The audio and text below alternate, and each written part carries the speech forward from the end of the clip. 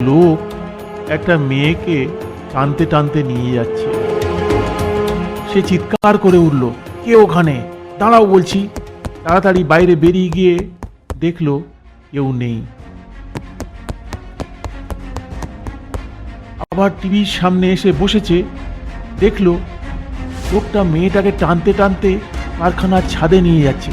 সে ছাদের দিকে দৌড়ালো।